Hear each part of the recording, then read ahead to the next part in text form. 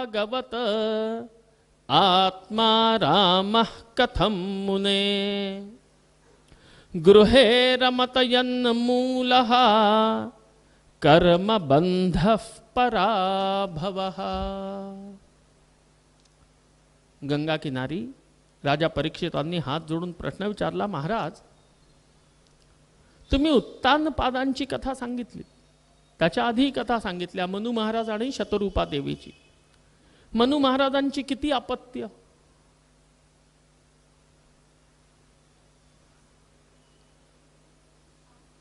मनु महाराजांची किती अपत्य, 5। माझं बोलणं स्पष्ट तुम्हाला ऐकू येत नाहीये का? येत आहे ना?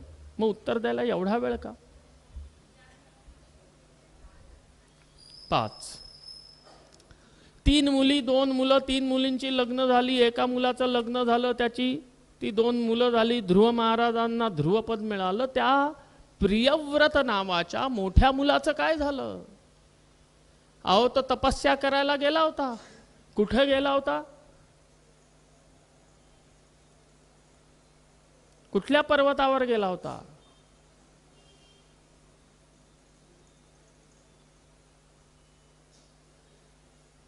मी बोललो होतो माझ्या कथेत 2दा, लक्षात राहावं म्हणूनही बोललो होतो। कुठल्या पर्वतावरती गेला होता? अहो तपस्येला कुठं जातात? हा, पण तिथं नाही गेला तो।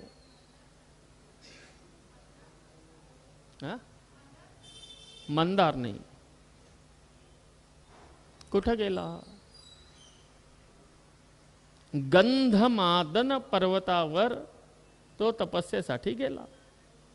बर, आता हे प्रियव्रत महाराज मनु महाराजांचे ज्येष्ठ पुत्र, म्हणजे ब्रह्मदेवांचे नातू। आणि आपल्या इथं म्हटलं जातं की दुधापेक्षा साईवर माया जास्ती असते। त्या ब्रह्मदेवांच्या डोक्यामध्ये कायम खटका की अरे त्या प्रियव्रताचं काय, अरे तिथं जाऊन तो बाबा झाला, अरे तिथं तो तपस्या करतो, अरे त्याला कोणी परत आणा, त्याचंही जीवन मार्गी लागू दे।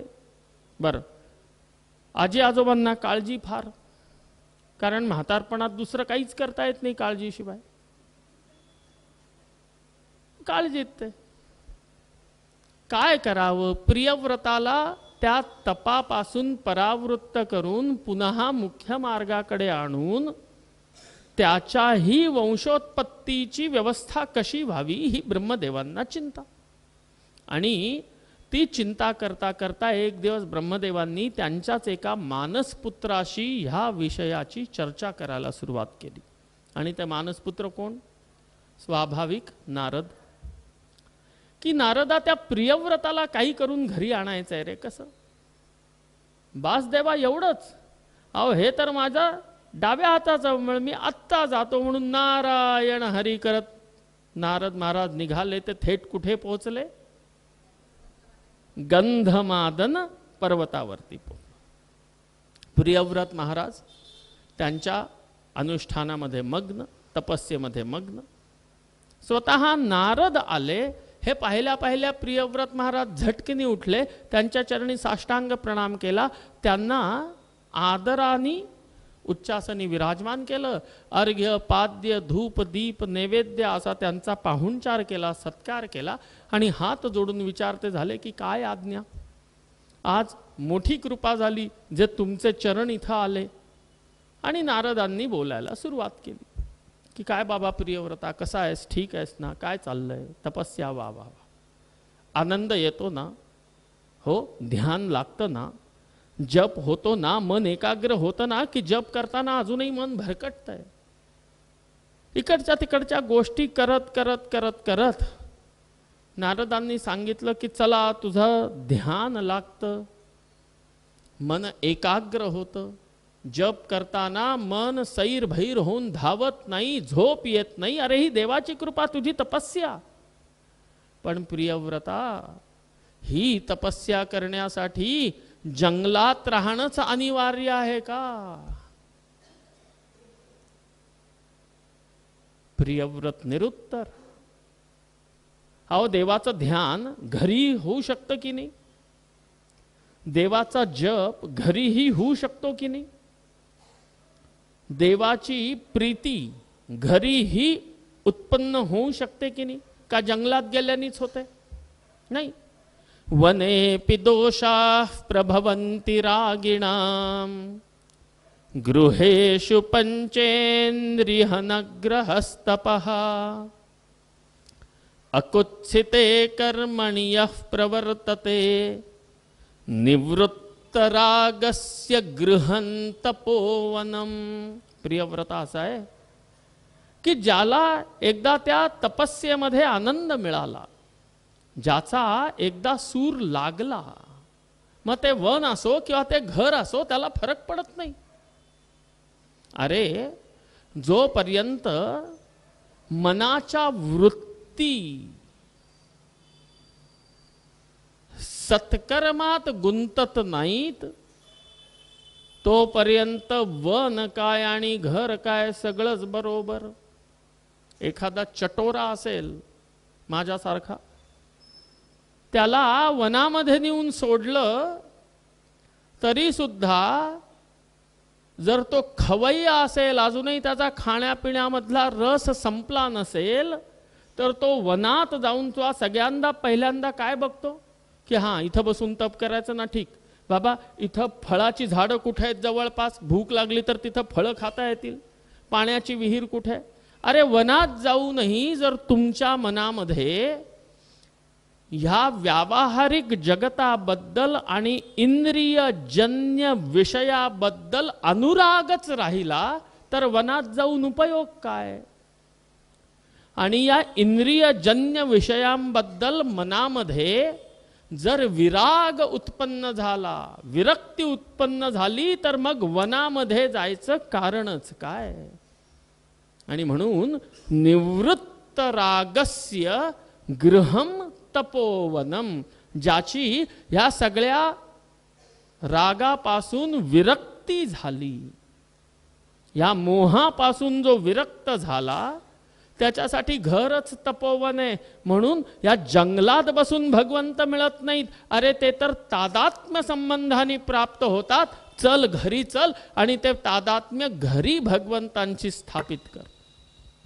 आणि शेवटी सांगणारे कोण? हो नारद. अशा युक्तीने पटवून दिलं की प्रियव्रतांनी आपलं सगळं चंबुगाबाळ उचललं आणि नारदांबरोबर घरी आले. घरी आल्याचं बघून ब्रह्मदेव अत्यंत प्रसन्न, आणि घरी आल्या आल्या त्यांचं लग्न लावलं गेलं. विश्वकर्मा प्रजापतीची मुलगी बर्हिष्मती, तिच्याशी प्रियव्रत महाराजांचं लग्न झालं.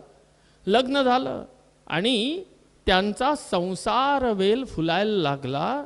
आग्निधम, इध्मजिह्व, यज्ञबाहू, महावीर, हिरण्यरेता, धृतपुष्ठ, सवन, मेधातिथी, वीतिहोत्र आणि कवी अशी 10 मुलं त्यांना झाली.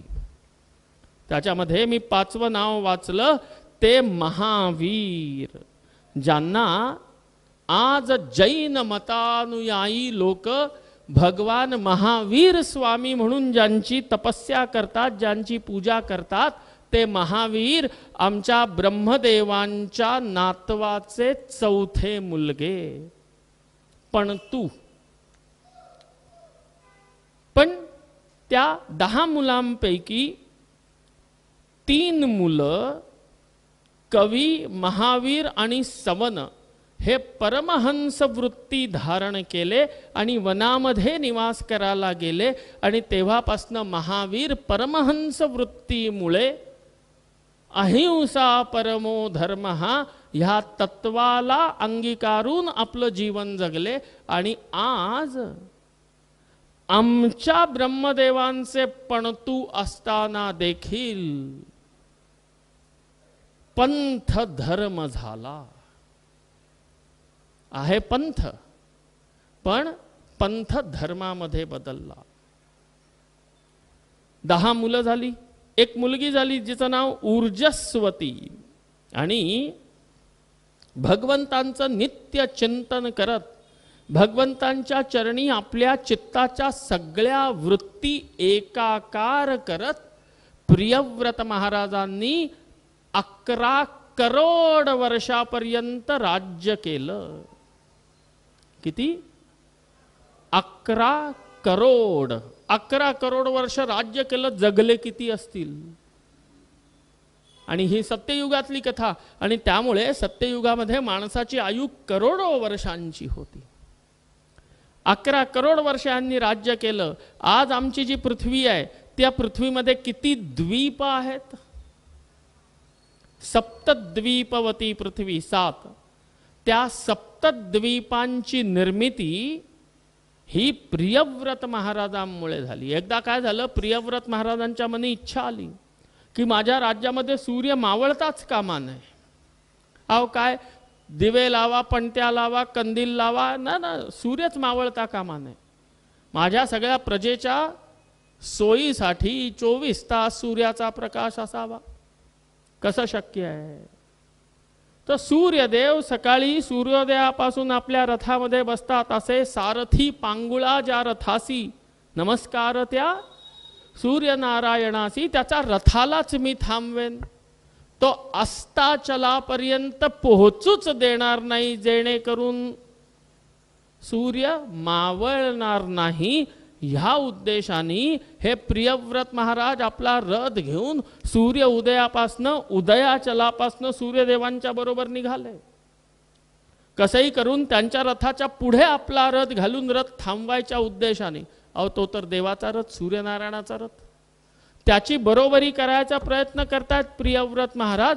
एवढ्या जोऱ्याने रथ हाकला की त्या रथाच्या प्रेशरनी पृथ्वीमध्ये 7 मोठे मोठे खळगे निर्माण झाले आणि 7 महासागर निर्माण झाले प्रियव्रत महाराजांच्यामुळे.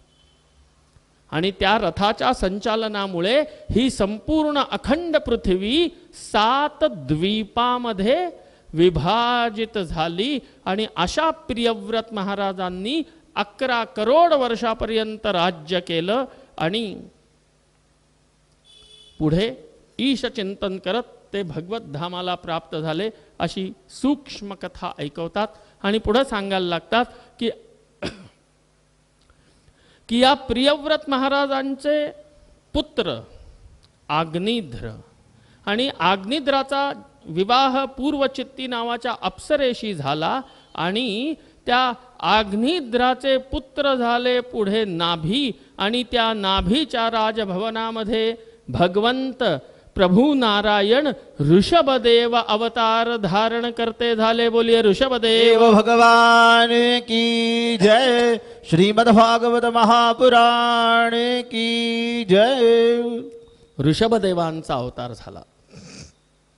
जसे महावीर तसे ऋषभदेवांना देखील जैन मतावलंबी तीर्थंकर मानतात. हेही परमहंस वृत्ती धारण केले. आणि ऋषभदेवांचे पुढे 100 पुत्र झाले, संतान झाली. जेही परमहंस पदापर्यंत पोहोचले त्यापैकी 90% महापुरुष हे आश्रमात आश्रमंगच्छेत क्रमाने गेलेले आहेत. पहिल्यांदा कुठला आश्रम? पहिला आश्रम कुठला? ब्रह्मचर्य. दुसरा गृहस्थ, तिसरा वानप्रस्थ, चौथा. तर हे एका आश्रमातनं दुसऱ्या आश्रमामध्ये.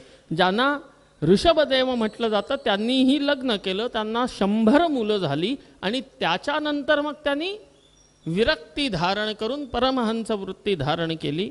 अशा ऋषभदेवांचं स्मरण राजा परीक्षितांना करवतात. आणि त्याच्या पुढे कथा सांगतात की ऋषभदेवांच्या नंतर आता मात्र भागवतामध्ये एक उत्तम कथा पुन्हा ऐकायला मिळते. या ऋषभ देवांच्या 100 मुलांमध्ये एक मुलगा आहे ज्याचं नाव आहे भरत. ऋषभ देवांचा पुत्र भरत. आणि हा अत्यंत पराक्रमी राजा. संपूर्ण नियमाप्रमाणे आणि जीवनभर आपल्या राज्याचं परिपालन केलं. तृतीय अवस्थेमध्ये वानप्रस्थ अवस्थेची आयु झाल्यानंतर त्यांनी आपलं राज्य आपल्या पुत्राला सोपलं. आणि तो स्वतः गंडकी नदीच्या काठावरती वानप्रस्थ जीवन जगू लागले. राजा भरत गंडकी नदीच्या काठावरती. आणि त्या गंडकी नदीच्या काठावरती पुलह आश्रमामध्ये राजा भरत आपलं वानप्रस्थ जीवन जगतायत. रोज सकाळी उठतात, संध्यावंदनादी करतात, ईश चिंतन करतात, उपनिषदांचं चिंतन करतात. आणि असेच एकदा ते गंडकी नदीच्या तीरावरती संध्यावंदनासाठी गेले असता त्यांनी एक विचित्र दृश्य पाहिलं. एक गर्भवती असलेली हिरणी ती जीवाच्या आकांताने पळत होती.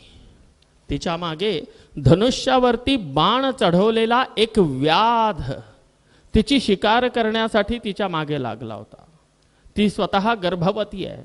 पळत पळत पळत त्या व्याधापासनं स्वतःचं रक्षण करत करत ती अशा एका बिंदूवर येऊन पोचली की तिथनं पुढे नदी आहे गंडकी. एकतर मागे वळावं, व्याधाच्या बाणाची शिकार व्हावं एक मार्ग, अथवा पूर्ण ताकदीनिशी जीवाभावानी प्रयत्न करून कसंही करून ही नदी छलांग मारून ओलांडावी आणि आपलं रक्षण करावं. आणि त्या एका क्षणामध्ये तिने निर्णय केला. तिने व्याधापासनं आपलं रक्षण करण्यासाठी म्हणून पूर्ण ताकद लावून एक जोरदार उडी मारली, छलांग मारली. आणि त्या पलीकडच्या तीरावर जाण्यासाठी तो उपक्रम करत असता व्याधाचा बाण सुटला, तिच्या गळ्यातनं आर पार झाला. आणि त्याच वेळी गरोदरपणाचे दिवस पूर्ण होत आले असता ही उडी मारता क्षणी त्या आयासाने तिचं प्रसव झालं आणि एका लहान मुलाला जन्म देत मृत होऊन ती पाण्यामध्ये कोसळली. आणि हा सगळा घटनाक्रम बघतय कोण? राजा भरत बघतायत. हातातली जपमाळ फेकून दिली, पटकनी पाण्यामध्ये उडी मारली आणि सद्योजात हरणाच्या शावकाला त्यांनी स्वतः पाण्यातनं बाहेर आणलं. त्यांच्या समोर त्या हरणाची आई तर मरून गेलेली, आता त्याला आपल्या उत्तरीयाने पुसलं. कुडकुडत होतं त्या हरणाचं पोर, त्याला पुसलं, त्याला आपल्या आश्रमामध्ये घेऊन आले. बोळ्यांनी दूध पाजलं आणि त्याचं संगोपन करायला सुरुवात केली.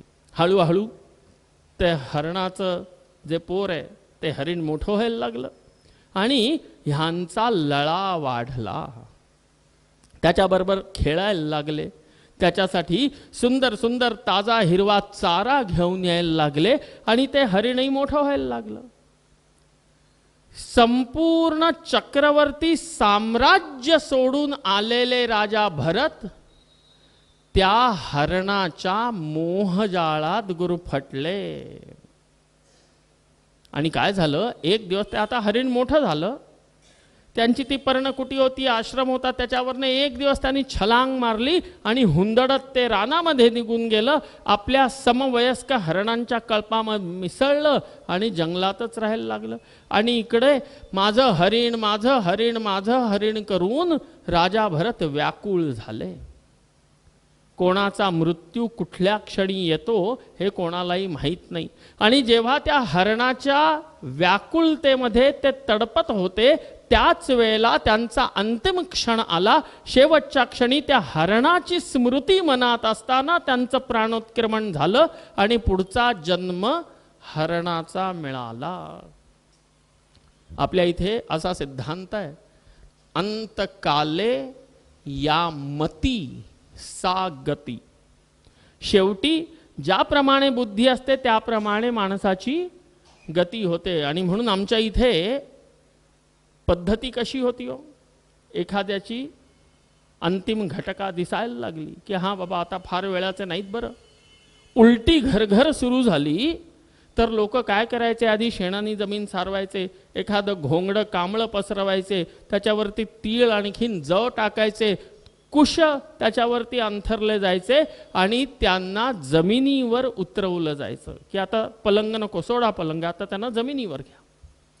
कोणीतरी त्यांच्यात नात्यातला त्यांचा मुलगा, त्यांची बायको, कोणी त्यांचं ते मस्तक आपल्या मांडीवर घेऊन बसायचे आणि संपूर्ण परिवार त्यावेळेला हरिनाम संकीर्तन, गीतेचा पाठ, रामरक्षेचा पाठ असं धार्मिक वाचन किंवा धार्मिक गान करायचे, जेणेकरून त्यांचा प्राण जाताना त्यांच्या कानावरती धार्मिक गोष्टी पडत राहिल्या तर त्यांची बुद्धी धर्मामध्ये राहील, त्यांच्या बुद्धीमध्ये शेवटचा विचार देवाचा राहील. पण हे गेलं. आता थोडी जरी घबराहट झाली तरी लोक करतात काय, फोन करतात आणि उचलून नेतात कुठं, हॉस्पिटलमध्ये. आणि मग त्या हॉस्पिटलमध्ये नेल्यानंतर ICU, फॉर्म भरा, इन्शुरन्स असतोच. आणि मग त्या ICU मध्ये ते पडलेले काचेतनं बघायचं. बरं, त्या ICU मध्ये लोकांना जाऊ देत नाहीत.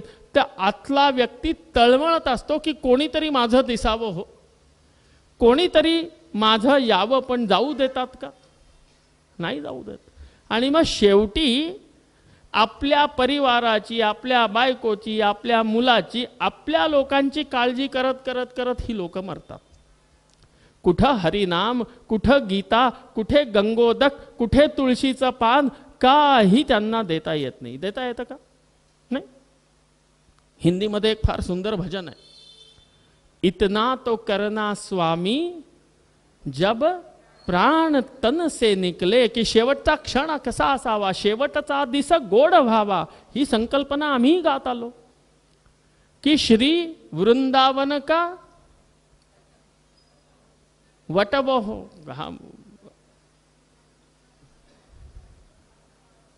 श्री वृंदावन का वटहो, हाँ, श्री वृंदावन का वट हो, श्री जमुना जी का तट हो, मेरा सावरा निकट हो, जब प्राण तन से निकले. मुरली का स्वर भरा हो, तिरछा चरण पड़ा हो, जब प्राण तन से निकले. की शेवटी कमीत कमी त्या देवाची आठवण तरी यावी हो. पण या डॉक्टरांच्या आणि ICUच्या जंजालामध्ये देवाची काय, घरच्यांची सुद्धा आठवण येईना. कारण यमदूतासारखे ते फक्त पांढरे कपडे घातलेलेच दिसत असतात चारी बाजूला, दुसरं दिसतच नाही कोणी. पण शेवटच्या क्षणी जी स्मृती राहते त्याच स्मृतीच्या अनुसार पुढची गती होते. आणि त्यामुळे राजा भरत यांनी संपूर्ण चक्रवर्ती सार्वभौम साम्राज्य त्याग केलंय. शेवटच्या क्षणी कोणाच्या मोहात अडकले, हरणाच्या मोहात अडकले आणि पुढचा जन्म हरणाचा मिळाला. आणि म्हणून आपल्या इथं म्हणतात की आध्यात्मिक मार्गावरती गाफील राहून चालत नाही.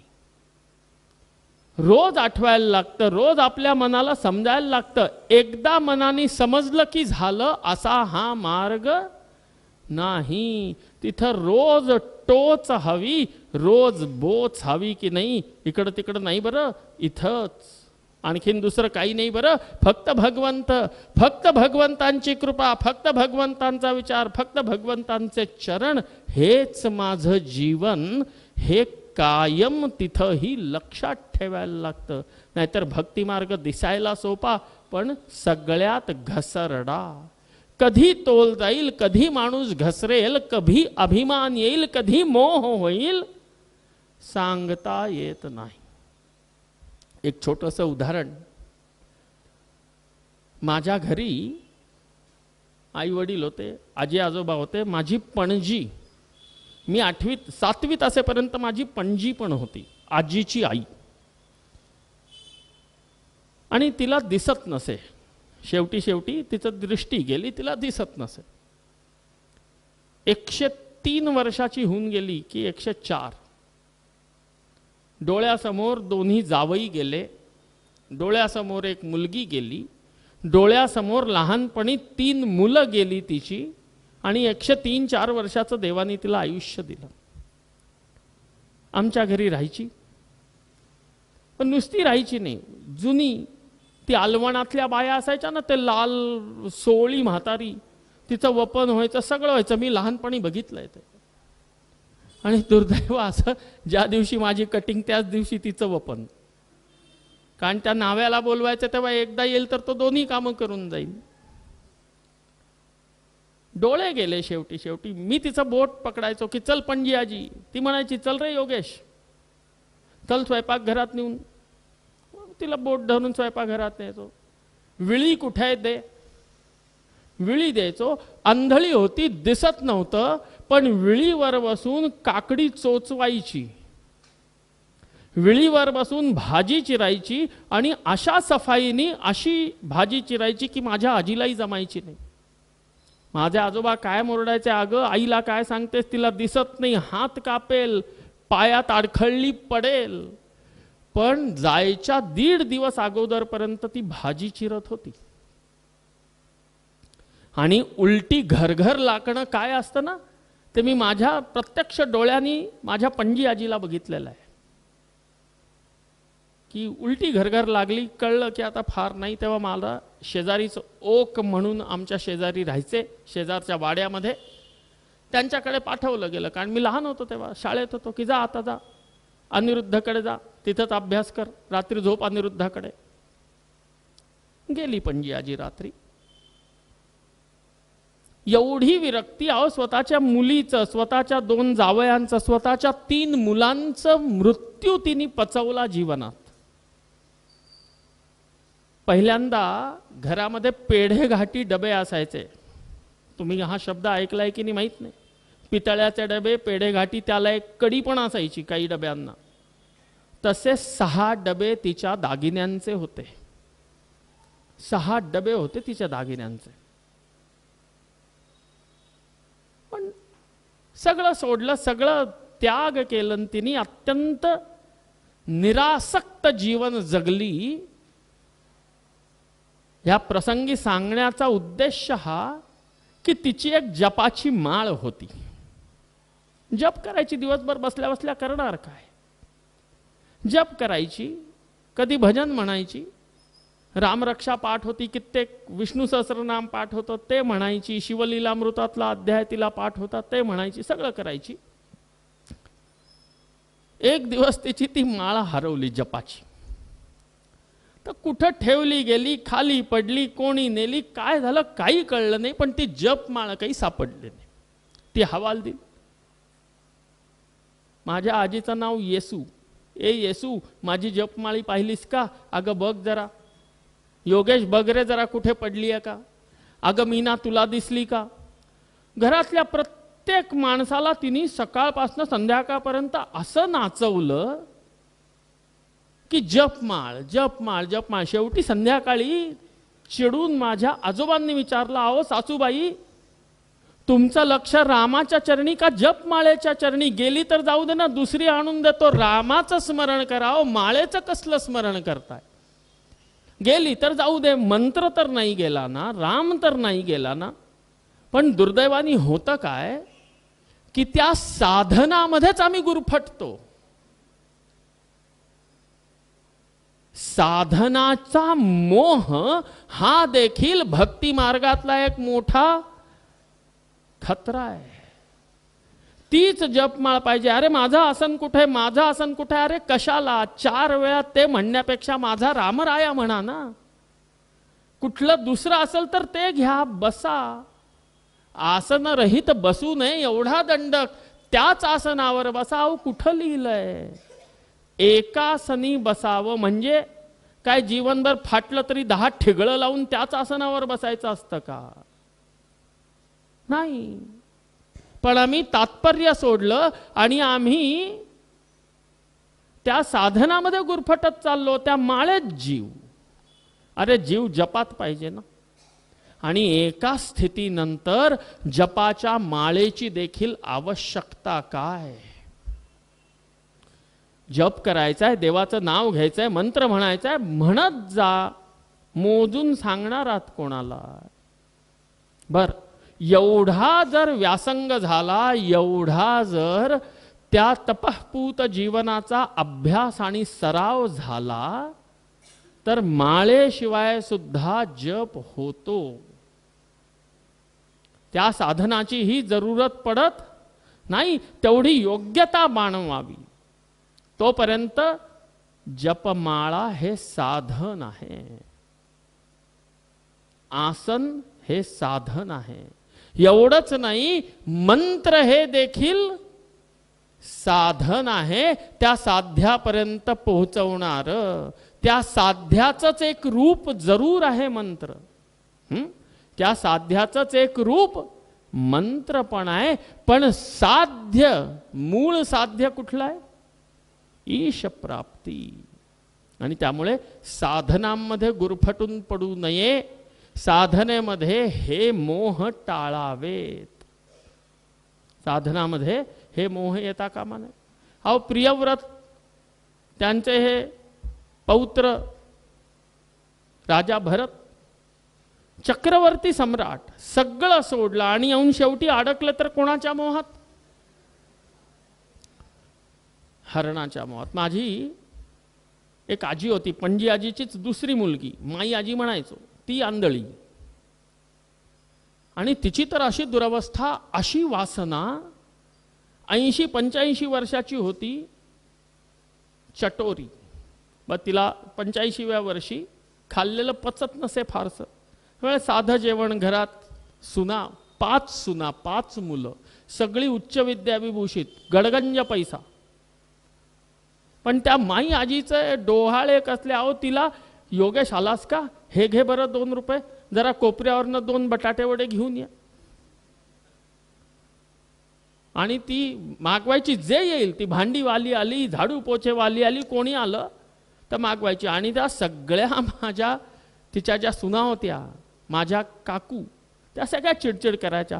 अहो माई, सगळ्यांसमोर काय म्हणता, लोक म्हणतील खायला घालत नाही का आम्ही, उपाशी ठेवतो का आम्ही, अहो आम्ही तुमचे शत्रू का, तुम्हाला पचत नाही हो म्हणून नको म्हणतो. ती सगळ्याला हो हो म्हणून मान डोलवायची. आंधळी होती, दिसत नव्हतं. आणि सगळे आवाज थांबले की हळूच विचारे, गेले का रे योगेश, घे 2 रुपये, जा वडे घेऊन ये. नंतर नंतर अशी अवस्था की जर घरी कोणी आलं तर ती त्यांची सून तिथं फेविकॉल लावून बसलेली असायची की आलेला जाईपर्यंत मी उठणार नाही. का तर यांनी काहीतरी मागवलं, काही खाल्लं आणि यांचं पोट बिघडलं. अहो कपडे खराब व्हायला लागले नंतर नंतर. पण तो मोह जाईना. आणि तीच माई आजी 11:30-12 तास जप करायची. जपात चित्त स्थिर झालं, पण रसनेंद्रियावरती संयम शेवटपर्यंत नव्हता. होता असं. पण ते एक रसनेंद्रिय अनियंत्रित राहिलं म्हणून काय झालं, कमीत कमी 12 तास जपाची तर साधना होती ना. माझी आजी कायम सांगायची, योगेश ते बटाटे एवढे आणण्याकडे बघू नको रे, माई आजी जप किती करते बघ, जप करत जा तिच्यासारखा. पण मोह पूर्णतः सुटत नाही. त्या मोहात अडकले आणि केलेल्या सगळ्या तपस्या असताना सुद्धा पुढचा जन्म मिळाला. आणि तो जन्म कोणाचा मिळाला? हरणाचा. अंतकालेस या गती सामती, जशी मती तशी गती झाली. पण केलेल्या तपस्येच्या प्रभावामुळे बुद्धी शाबूत राहिली, स्मरण राहिलं. मी पुरंजन उपाख्यानामध्ये सांगितलं होतं की मन, बुद्धी, चित्त, अहंकार नष्ट होतं.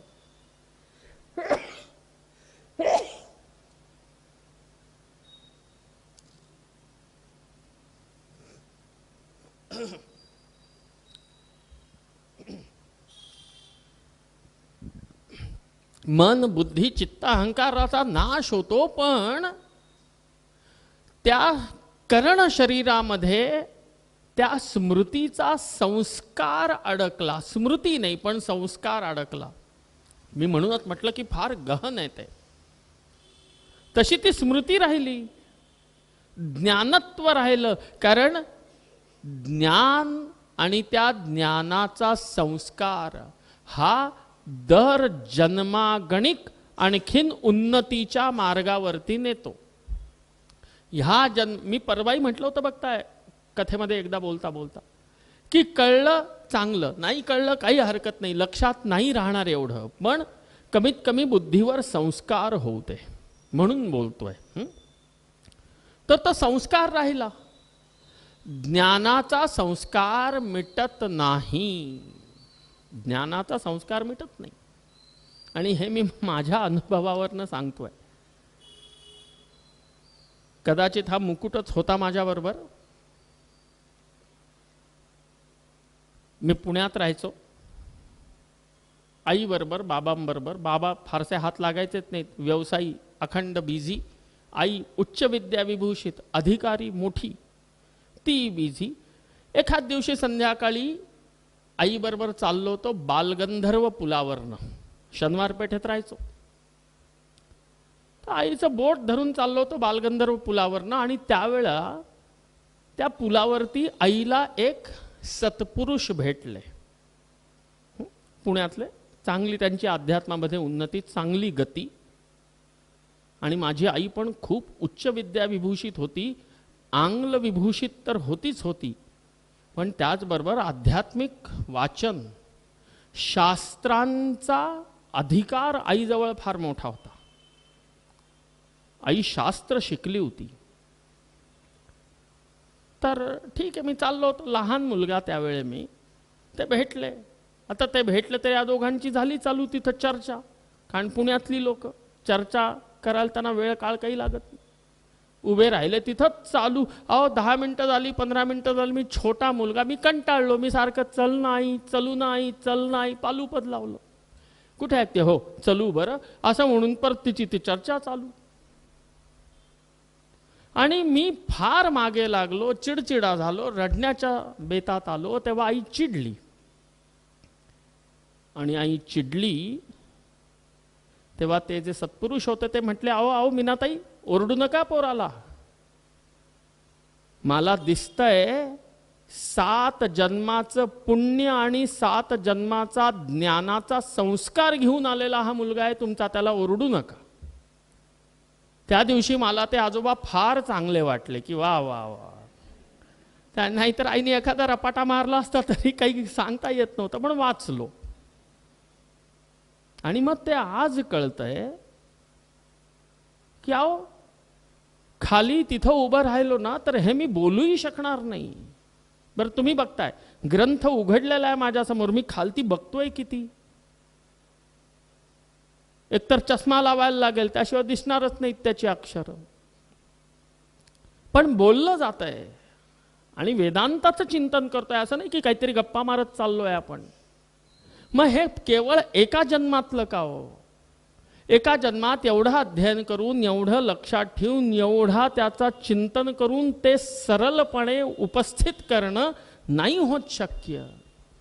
हा कुठल्या ना कुठल्या तरी जन्माचा संस्कार, आई वडिलांच्या पुण्याईचा संस्कार आहे. म्हणून तर हे 2 शब्द येत आहेत ना. गुरु महाराजांचा आशीर्वाद आहे, देवांची कृपा आहे.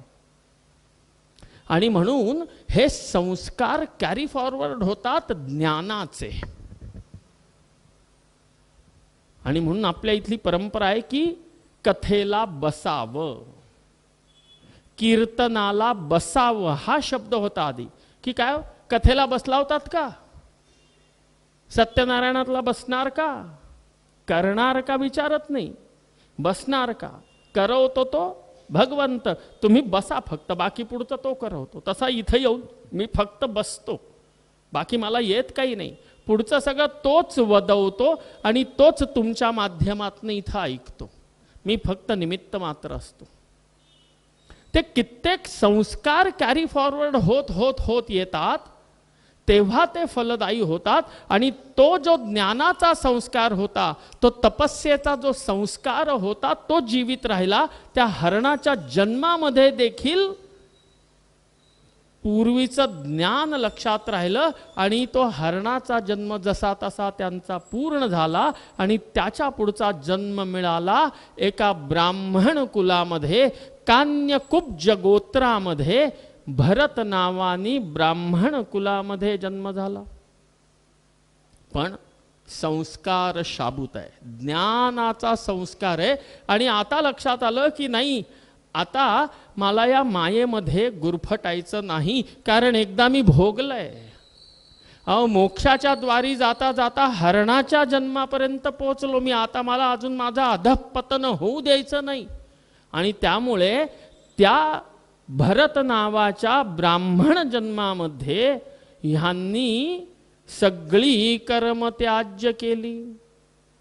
स्वतःच्या इच्छेने काही करतच नाहीत. अच्छा भगवान तेरी मर्जी, जी देवाची मर्जी ते देव करवून घेतील, मी करवणारा कोण, मी करणारा कोण, ह्या भावनेनी ते जीवन जगायला लागले. आणि लोकांनी त्यांना काय नाव ठेवलं? जड भरत, जडवत. की बसलेत, देवाची इच्छा आहे बसावं, बसलोय मी, बसलोय बरं, खाली नाही, मनात चिंतन करतोय, मनात ध्यान करतोय, मनात जप करतोय, बसलोय. भावाने येऊन बकोट धरून उठवलं, उठ रे, किती वेळ बसणार, चल जेवायला चल, की चालले जेवायला गेले. बस, आईनी म्हटलं की बसले, पानात वाढलं की खाल्लं, खाल्ल्यानंतर पुन्हा बसले, जडवत जीवन जगायला लागले. आणि बघता बघता मोठे झाले. भावांची लग्न झाली, भावजया घरात आल्या. शेवटी आई आई असते. काम न करताही जीवनभर जर कोणी पोसतं तर ती फक्त आई पोसू शकते. बाप सुद्धा म्हणतो एवढा मोठा घोडा झाला, काहीतरी करायला सांग. पण आई आहे की जिला मायेची ऊब आहे, मायेचे पंख आहेत, आपल्या पंखाखाली घेते. आपलं पोरे त्याला बोलेल पण उघड्यावर पडू देत नाही. पण भावजया त्या बुद्धीच्या थोड्याच असतात.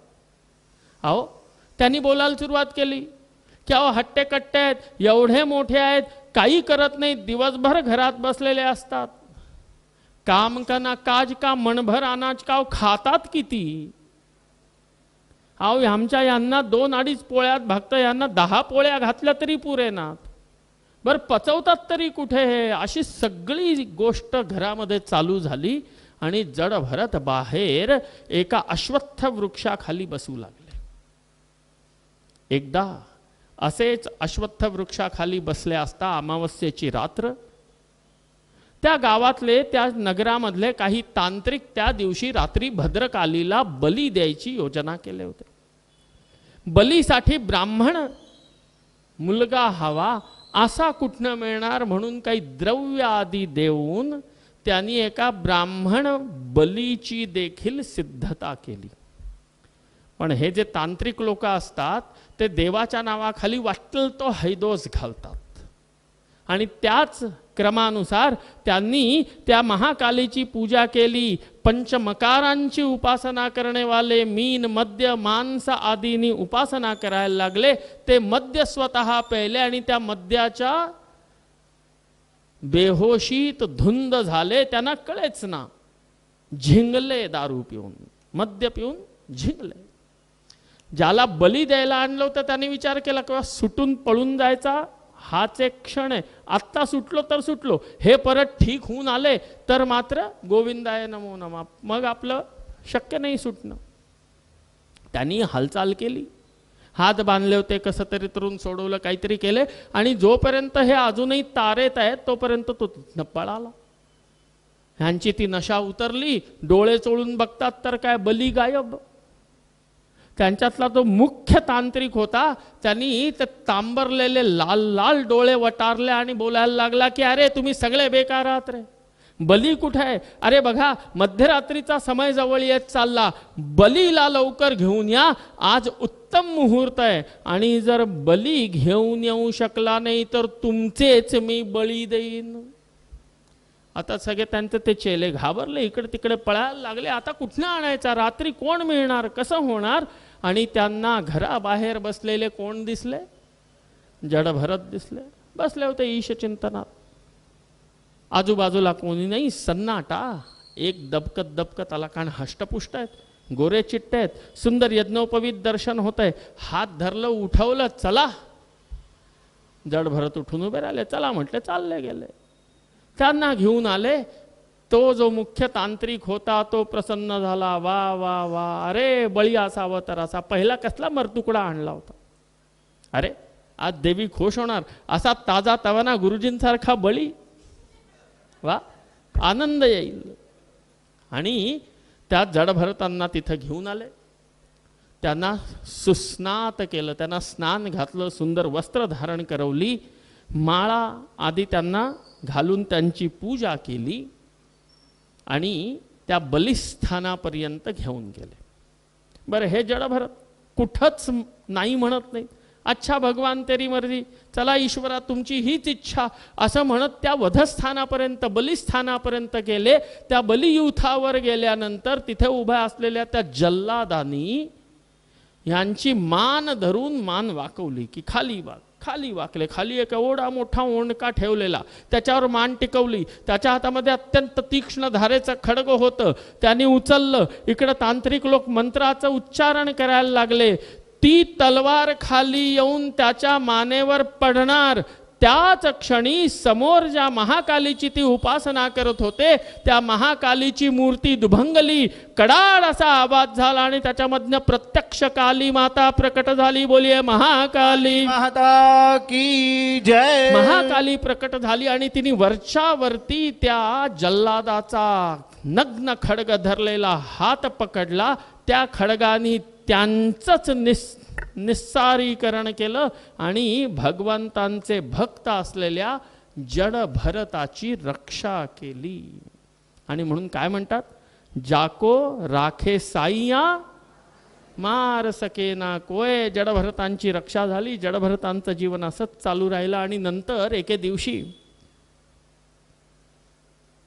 घराबाहेर बसले होते. एक राजा त्या रस्त्याने निघाला, पालखीत बसलेला होता आणि त्याची पालखी उचलणारे जे कहार होते त्यापैकी एका कहाराचा पाय मुरगळला. त्यामुळे त्याची पालखी उचलण्यासाठी दुसरा कोणी माणूस पाहिजे होता. पहिल्यांदा बेगारीसाठी लोकांना पकडलं जायचं. कधी शब्द ऐकला असेल बेगार ढोण्यासाठी, लोकांना पकडलं, त्यांना पकडलं, पकडून घेऊन गेले की चल पालखी उचल. आणि रहुगण नावाच्या राजाची पालखीला यांनी खांदा दिला. आता पालखीत राजा बसलेला आहे, पालखी खांद्यावर ठेवून निघाले. चालता चालता चालता मध्ये मुंग्यांची रांग आली. आपल्या पायाखाली मुंगी देखील चिरडून मरू नये ह्याची दक्षता घेत त्यांनी टुन्न करून उडी मारली आणि पलीकडे गेले. पालखी डगमगली. राजाचं डोकं पालखीच्या किनाऱ्यावरती आपटलं. मग थोडे पुढे गेले, परत असंच काही झालं. परत त्या राजाचं डोकं आपटलं. राजाला क्रोध आला की अरे आज पालखीची गती अशी का, आज काय झालं तुम्हाला. सगळ्या कहारांनी हात जोडले. महाराज आम्ही तर खानदानी कहार आहोत, तुमची पालखीच आम्ही उचलून इकडं तिकडं नेणं ही आमची उपजीविका आहे, आम्ही नेमाप्रमाणे चाललोय. पण हा जो नवीन माणूस आहे ना हा फार खटपटी आहे. तो कधी इकडं पळतो, कधी तिकडं पळतो, कधी इकडं उचकून उडी मारतो, इकडं हे करतो, त्यामुळे पालखी हलते, त्यामुळे तुम्हाला लागतंय. रहुगणांनी पालखीतनं डोकं बाहेर काढलं. जडभरतांकडे बघितलं. अरे वा वा वा, तू तर चांगला हट्टाकट्टा ताजा तवाना दिसतोस. मग असं का, आता लक्षात ठेव, आता जर गडबड झाली तर मी तुला शासन करेन, मी तुला कोड्याने मारेन. आणि हे बोलणं ऐकता क्षणी जडभरत अट्टाट्टहास करत हसायला लागले. आणि त्यांनी एकच प्रश्न विचारला, वा वा वा राजा, अरे तू कोणाला मारणार. या शरीराला मारलंस तर मला लागणार नाही आणि मला मारण्यासारखं कुठलंही साधन कोणाकडे नाही, कारण मी आत्मस्वरूप आहे. शरीराला मारलं तर आत्माला लागत नाही. आणि आत्मा कसा, नैनं छिंदन्ति शस्त्राणि नैनं दहति पावकः. अहो त्याला आत्म्याला तुम्ही त्रास देऊ शकत नाही, कष्ट देऊ शकत नाही, तुम्ही कोणाला मारणार. आणि हे अत्युच्च वेदांताचं तत्वज्ञान त्या पालखी उचलणाऱ्याच्या तोंडून जेव्हा राजांनी ऐकलं तेव्हा चपापला. क्षणभरात पालखी थांबवली, उडी मारून खाली आला. जडभरतांच्या चरणी प्रणाम करता झाला की महाराज तुम्ही कोण आहात, तुम्ही देव आहात, तुम्ही गंधर्व आहात, तुम्ही यक्ष आहात, कोणी नाग आहात, कोणी महापुरुष आहात, माझी परीक्षा घेण्यासाठी तुम्ही ह्या वेशात कसे.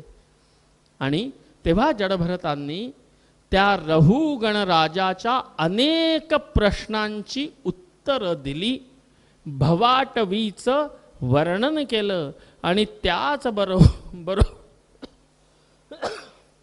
त्याचबरोबर भवाटवीचं वर्णन करत ज्ञानोपदेश केला. संपूर्ण जगत मिथ्या आहे आणि परब्रह्म परमात्मा तेवढं सत्य आहे याचा उपदेश दिला. रहुगणाच्या अनेक शंकांचं समाधान केलं आणि तोही जन्म गेला. अंतिम काळी रहुगणाला ब्रह्मतत्वाचा उपदेश करत असता असता त्यांचं महाप्रयाण झालं आणि ते त्या पदाला जाऊन पोहोचले जिथे गेल्यानंतर परत येत नाही. यत्र गत्वा न निवर्तन्ते तद्धामं परमं मम. जिथे गेल्यानंतर परत येत नाहीत त्या धामाला भगवंतांच्या साक्षात सायुज्य मुक्तीला ते प्राप्त झाले अशी दिव्य कथा ऐकवतात. आणि इथनं श्रीमद भागवतामधल्या भूगोलाचं वर्णन सुरू होतं. भूगोलाचं वर्णन सुरू होतं. भूगोल म्हणजे काय? जॉग्रॉफी, ॲस्ट्रॉनॉमी, खगोलाचं वर्णनही याच स्कंदामध्ये ऐकवलं जातं. जम्बूद्वीप, जम्बूद्वीपामध्ये सुमेरू पर्वत, त्या सुमेरू पर्वताचं परिमाण, त्याची उंची, त्याची रुंदी आदी सगळ्यांचं वर्णन होतं. गंगा अवतरणाची कथा ऐकवली जाते की सगर राजांच्या पुत्र त्यांच्या उद्धारासाठी भगीरथ महाराजांनी अथाह प्रयत्न करून गंगेचं अवतरण केल्याची कथा ऐकवली जाते. त्याचबरोबर भद्राश्वादी 6 खंडांमध्ये उपास्य आणि उपासक यांचं वर्णन केलं जातं. आपण कुठल्या खंडामध्ये राहतो? कुठल्या द्वीपामध्ये राहतो? जम्बूद्वीपामध्ये राहतो. तसंच भद्राश्व खंडामध्ये हयग्रीव प्रधान भगवंत असतात आणि त्यांचं जप आणि त्यांच्या मंत्राचं स्तवन हे प्रमुख आराधन मानलं गेलेलं आहे. हरिवर्ष खंडामध्ये भगवान नरसिंह रूपाने निवास करतात आणि नरसिंह मंत्राचा जप त्या खंडामध्ये फलदायी होतो. केतुमाल खंडामध्ये कामदेव रूपाने भगवान स्वतः लक्ष्मीबरोबर निवास करतात. लक्षात घेण्यासारखी गोष्ट आहे. लक्ष्मी महाराणी बरोबर भगवान स्वतः निवास करतात. कुठल्या रूपानी? कामदेव रूपानी लक्ष्मी बरोबर निवास करतायत. आणि त्यावेळेला केतुमाल खंडामध्ये मंत्रात्मक त्यांची उपासना केली जाते. रम्यक खंडामध्ये भगवान मत्स्य अवतारामध्ये निवास करतात. सत्यव्रत मनु त्यांची उपासना करतात. हिरणमय खंडामध्ये भगवान कूर्म रूप धारण करून निवास करतात. पितृगणांचे अर्यमा नावाचे जे अधिपती आहेत ते त्यांचे पूजन करतात. उत्तर कुरुखंडामध्ये भगवंत वराह रूपामध्ये निवास करतात आणि पृथ्वी देवी त्यांची पूजा करते. अशा 6 खंडांचं वर्णन ऐकवतात. किंपुरुष आणि भारतवर्षामध्ये उपास्य उपासक भाव संबंधांची चर्चा करतात. भारतवर्षाची श्रेष्ठता, देवभूमी अशी आमची ही भारतभूमी, असं आमच्या भारतवर्षाची श्रेष्ठतेचं प्रतिपादन करतात. उरलेले 6 द्वीप, लोकालोक पर्वत यांचं वर्णन केलं जातं. 7 द्वीपांपैकी आपण तर राहतो जम्बूद्वीपावरती. बाकीचे 6 द्वीप कुठले कुठले? प्लक्षद्वीप, पुढे शाल्मली द्वीप, कुशद्वीप, क्रौंचद्वीप, शाकद्वीप आणि पुष्करद्वीप अशा 7ही द्वीपांचं वर्णन केलं जातं. त्याच्यानंतर सूर्याच्या रथाच्या गतीचं वर्णन करतात. चंद्र, शुक्र इत्यादी ग्रहांच्या गतीचं वर्णन, त्यांचं स्थान आकाशगंगेमध्ये कुठे आहे त्या ॲस्ट्रॉनॉमीचं वर्णन संपूर्ण, म्हणजे हा जो खंड आहे ना, हा खंड भूगोल आणि खगोल या दोन्हीच्या वर्णनाचा संपूर्ण खंड आहे. ध्रुवलोकाचं वर्णन करतात, तिथे शिशुमार चक्राचं वर्णन करतात. सूर्य, त्याच्या खाली राहू आदी नवग्रहांच्या स्थितीचं वर्णन करतात. अतल, वितल, सुतल आदी 7 लोकांचं वर्णन करतात. पातालाचं वर्णन करतात आणि पाताळाच्या खाली भगवान शेष उपस्थित आहेत आणि त्यांनी या 14 भुवनात्मक ब्रह्मांडाला आपल्या मस्तकावरती धारण केलेलं आहे, अशा संकल्पनेचं वर्णन करतात. आणि आता सांगते होतात की जे पापी असतात, जे आपल्या जीवनामध्ये अनेक पाप करतात, त्या सगळ्या पाप्यांसाठी दंडविधान आहे. ह्या सगळ्यांना नरक यातना भोगायला लागतात. नरक वर्णन भागवतामध्ये ते ऐकवायला लागतात. किती नरक आहेत? नरक तर आहे की नाही? आहे. किती आहेत? किती नरक? ते तुम्ही गुरुजी आहात, तुम्हाला नरकाशी काय घेणं देणं?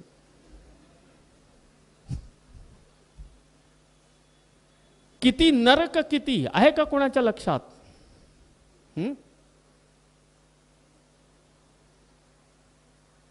अहो बोला, चुकलात तर चुकलं, मला कुठं येत आहे?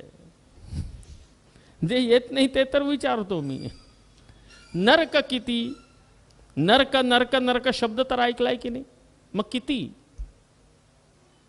1 4 7 7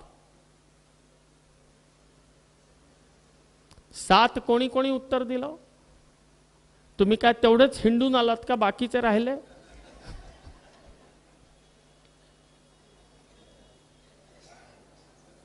नरक किती?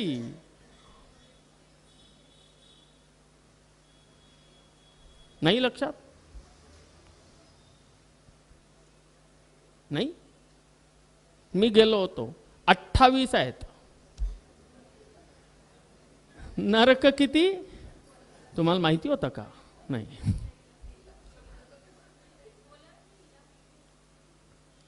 काय आहे माझ्या कथेमध्ये हेच सगळ्यात प्रश्न आहे. बोललं तरी मी काहीतरी पुढे असा प्रश्न विचारतो की बोलणाऱ्याचं तोंड बंद. त्यामुळे लोक बोलायलाही घाबरतात की बोलावं न बोलावं, कशाला बोलावं. आणि आजच्या दिवसामध्ये तर मी बघतोय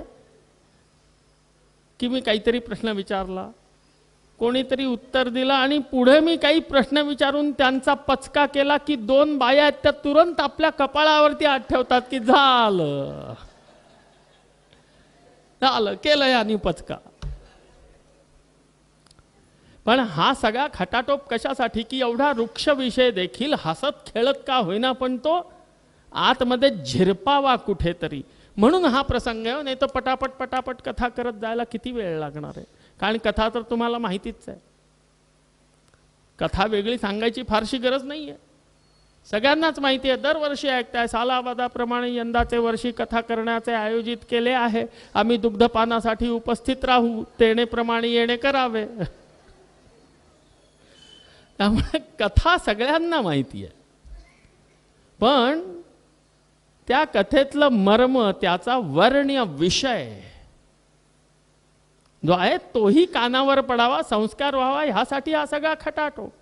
तर एकूण नरक किती? तसं तर आपण सगळे पुण्यात्मा आहोत, नरकाशी आपलं काही घेणं देणं नाही. नरकामध्ये कोण जातं? पापी. आपण पाप केली का? नाही. आपण पाप केली का हो? नाही. जाणतेपणी नाही केली, हे उत्तर असू शकतं. किंवा जाणून बुजून आम्ही नाही केलं, पण होण्याची कदाचित शक्यता असते की नाही? असते. त्यामुळे ज्यांनी जी जी पाप केली त्या पापाप्रमाणे त्यांना पुढे कुठं जायचंय हे माहिती व्हावं. आपलं कुठल्या डब्यामध्ये बुकिंग झालेलं आहे याची नोंद असावी. याच्यासाठी हा नरक वर्णन अध्याय सुद्धा भागवतामध्ये आहे. आणि 1 नाही 2 नाही, किती आहेत? 28 नरक आहेत. जो मनुष्य दुसऱ्याच्या परस्त्रीला आणि परधनाला काहीही करून बळकावतो, परधनाचं अपहरण करतो, अशा मनुष्याला तामिश्र नावाच्या नरकामध्ये जायला लागतं.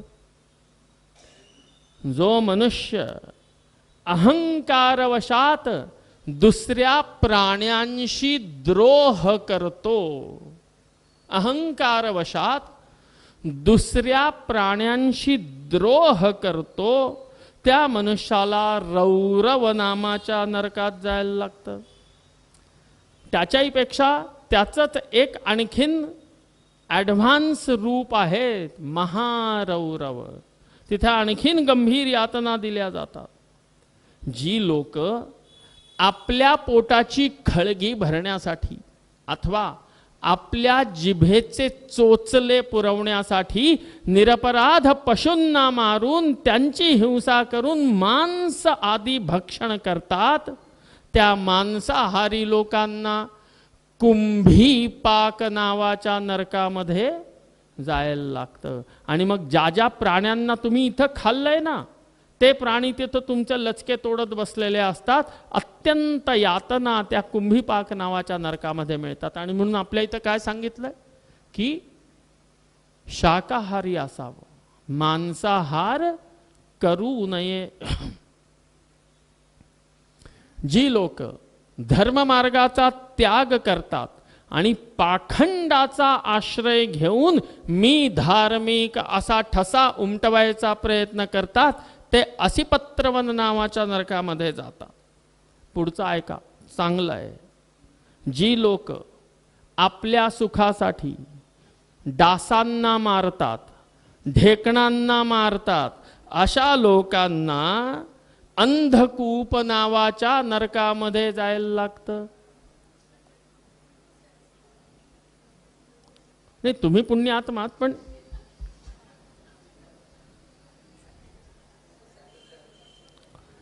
एक छोटासा प्रश्न आहे. डास तर सगळ्यांनीच मारले असतील.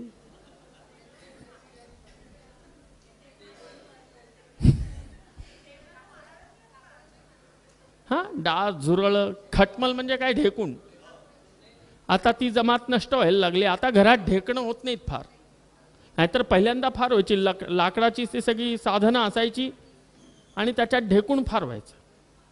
आणि मग तो एक सोहळा असायचा की गरमीमध्ये ते सगळं वाळत टाका, ते फ्लीट मारा त्या पंपानी, मग तो एक स्प्रे करायला म्युन्सिपाल्टीत जा, तिथं 9 रुपये भरा, मग ते येऊन घरदारात स्प्रे करून जायचे. ढेकणं व्हायची. आता ढेकणं गेली.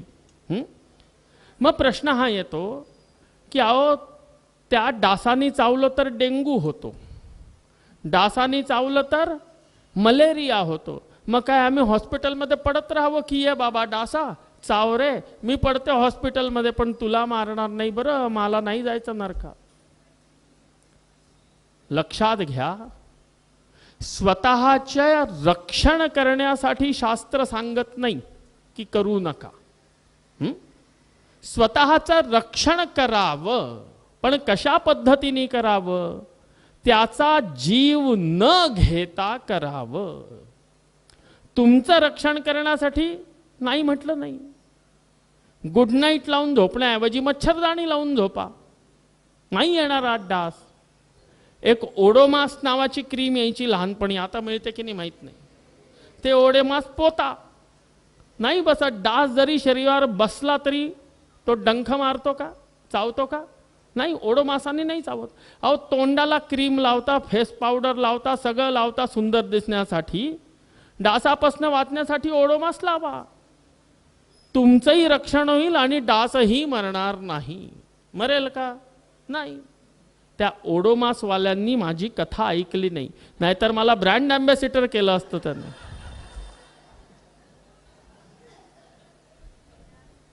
एक दुसरं, कडुलिंबाचं तेल मिळतं. कडुलिंबाचं तेल मिळतं घरी. तुमच्या शुद्ध खोबरेल तेलामध्ये 100 ग्रॅम खोबरेल तेलामध्ये 10 ग्रॅम कडुलिंबाचं तेल मिसळून ठेवा आणि ते डोक्याला हातापायाला चोळलात तर एक डास चावणार नाही. उपाय आहेत. मारणं एवढाच उपाय आहे का हो? नाही.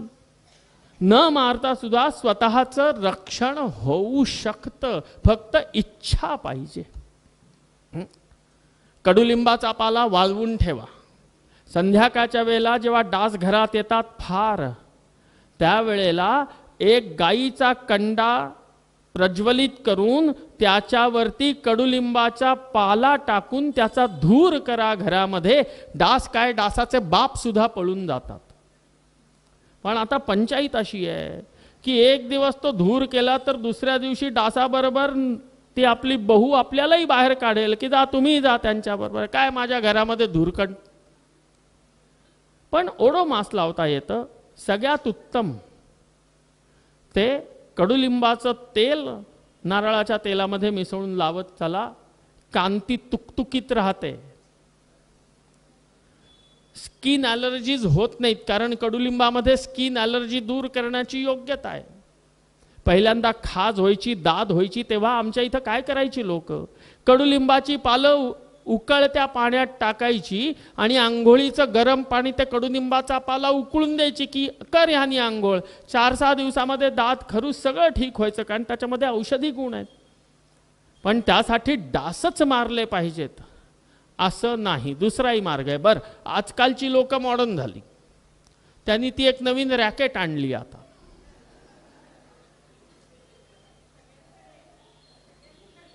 अहो तुमच्याकडे आहे, लोक आजकाल लग्नामध्ये एक दुसऱ्यांना देण्या घेण्यामध्ये त्या रॅकेट वाटायला लागले की सगळ्यांना उपयोगी पडतील, द्या. 100, 150, 200 रुपयाला येते, बजेटमध्ये आहे आणि सगळ्यांना घरी लागते. रॅकेट देत आहेत लोक. पण किती क्रूरता, विचार करा. अहो त्याला ते बटन असतं, ते बटन दाबायचं, ती अशी फिरवायची हवेत, मग त्याला एखाद्या येऊन चिकटतो, मग चर्र आवाज होतो, मग ती त्याची घाणही येते, आपल्या समोर तरफडत मारवतो आपण त्याला. कुठं गेलंय जीवहिंसा आणि अहिंसा. आम्ही फक्त आपला विचार केला. आपला विचार करा, प्रत्यवाय नाही, मनाई नाही, फक्त असा करा की जेणेकरून दुसऱ्याला त्रास होऊ नये. पण इथं सांगितलं गेलं की ज्यांनी अशा प्रकारचं सत्कर्म केलेलं आहे ते कुठे जाणार आहेत? अंधकूप नावाच्या नरकामध्ये जाणार. ज्यांनी डास मारले, ज्यांनी ढेकणं मारली ती लोक. त्याच्यानंतर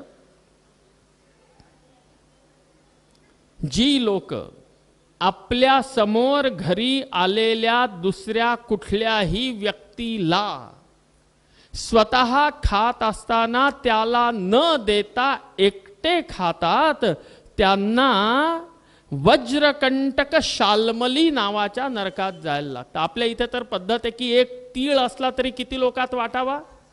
7 लोकात वाटावा. पण आजकाल कोणी येत असेल तर माणूस टिपॉयवरती ठेवून चहा पीत असेल, येताना दिसला तर उचलून आणखीन असा बाजूला मागे ठेवून देतो की तो आल्या आल्या त्याला नको द्यायला लागायला. आणि प्रॅक्टिकली होतं की नाही असं? अहो कशाला लपवायचं सांगा ना. किंवा तुम्ही यायच्या आधीच मी प्यायला सुरुवात केली, उष्टा झालाय, माझी सून दुसऱ्यांदा करणार नाही, त्यामुळे तुम्ही पाण्यावर भागवा. काय आहे, काय त्याच्यात? काही नाही. आणि नाहीतर चपला घालून बाहेर चला, चला तुम्हाला बाहेरच चहा पाजून आणतो, मी एखादा समोसा खाऊन घेईन. पण एका माणसाच्या काही क्षणांसाठी आपण हा असा कर्म करून आपल्या डोक्यावरती का खापर फोडवतो? पण आपल्याला फक्त दिखाव्यासाठी जगणं आजकाल कळायला लागलं आणि म्हणून आमची पुणेरी संस्कृती बदनाम झाली. नाहीतर लोक आल्या आल्या विचारायची चहा घेऊनच आला असाल ना.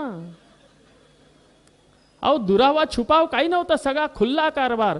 आणि पुणेरीच असेल तर म्हणायचं अहो नाही तुमच्याच कडे घेईन असं विचार करून आलोय, द्या.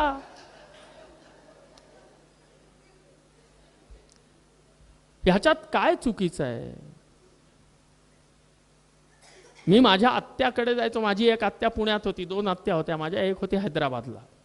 ती निजामाचे राजवैद्य होते तिचे सासरे. त्यामुळे तिच्या घरी हत्ती, तिच्या घरी 1 उंट, तिच्या घरी 5-6 घोडे. मी लहान असेपर्यंत देखील होते. मी जायचो गरमीच्या सुट्टीत. आणि एक आत्या पुण्यामध्ये कोकणस्थ. सुट्टीमध्ये सकाळी सकाळी की सुट्टी आहे, तिचा मुलगाही हिमांशू माझ्यापेक्षा 1-2 वर्ष छोटा. आम्ही खेळायचो. आत्याकडे गेलो की गेल्या गेल्या योगेश कसा आहेस हे विचारणं राहिलं. योगेश जीवन आलायस का की नाही? आत्या जेवण नाही झालं, सकाळी फक्त दूध पिऊन आलोय. ठीक आहे, मग इथे जेवणार आहेस का? तर हो, मी इथं खेळायला आलो, आता संध्याकाळपर्यंत खेळेन, आज सुट्टीचा दिवस आहे, मी जेवेन. ठीक, मग किती पोळ्या खाणार? खाईन 2-3. 2 की 3 नाही, 2 का 3?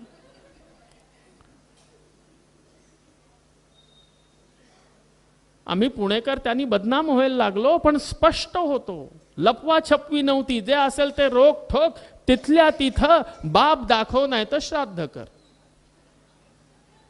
पण समोरनं येणारा माणूस बघून आपल्या पुढ्यातला त्या चहाचा कप, तो सुद्धा उष्टा, तो इकडं तिकडं ठेवून सगळीकडे उष्ट खरकट करत फिरून तो जाण्याची प्रतीक्षा करण्यापेक्षा स्पष्टपणे त्याला बोलण्यात काय गैर आहे? नाहीये. पण लोक अशी करतात, आपल्याकडे उपलब्ध आहे पण ते न वाटता खातात, चोरून ठेवून खातात, आडून उडून खातात. अशी ही लोक वज्रकंटक शाल्मली नावाच्या नरकामध्ये जातात.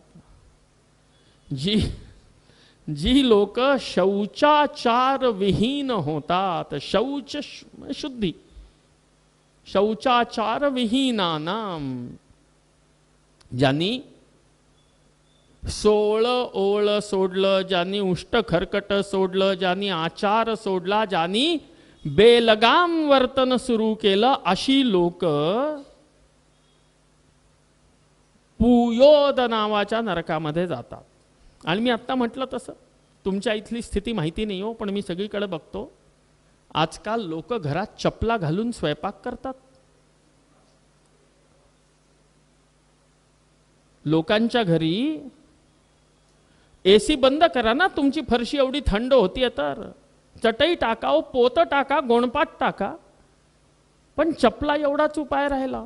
आणि त्याचं बघून याच्या घरी नाही, त्यांची सून चपला घालते, मग मी का नाही? मी पण आणल्या चपला घालायला, घाल बाई. घरात बाथरूमला जायच्या चपला वेगळ्या, घरात स्वयंपाकघरातल्या चपला वेगळ्या. एका ताईंकडे तर देवघरातल्या चपला वेगळ्या होत्या, किंवा या फक्त देवघरातल्या, स्वामीजी बाहेर जात नाही, त्या देवघरातच.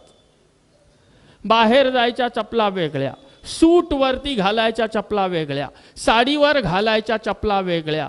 मी विचारतो, तुझ्या तोंडात मारायची एखादी ठेवली असेल तर ती दाखव. अरे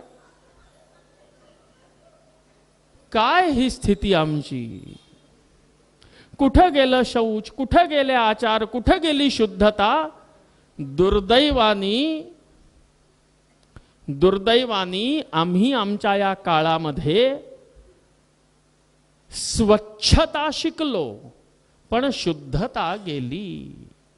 वी आर नाउ हायजेनिक. आम्ही हायजीन शिकलो, पण प्युरिटी, त्यातली शुद्धता जी आहे, त्या शुद्धतेला आम्ही तिलांजली दिली. 4 वेळेला डेटॉल टाकून घरातली फरशी पुसायला लागलो, 4 वेळा. पण संडासात घालून गेलेल्या चपलांनी घरातही नाचायला लागलो. काय ती फरशी पुसून करणार हो?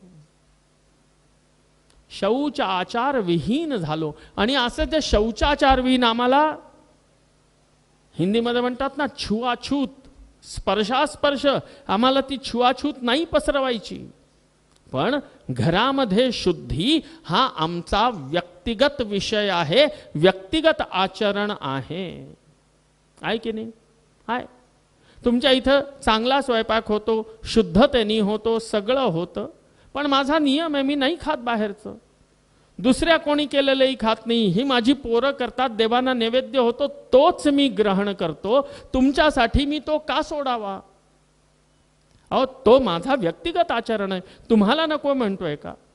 तुम्ही वरती बसता. मी काल विचारलं पण याला की काय रे बाबा, वरती जेवणाची काय? स्वामीजी एकदम उत्तम व्यवस्था. मग काय वाढता काय टेबल खुर्च्या?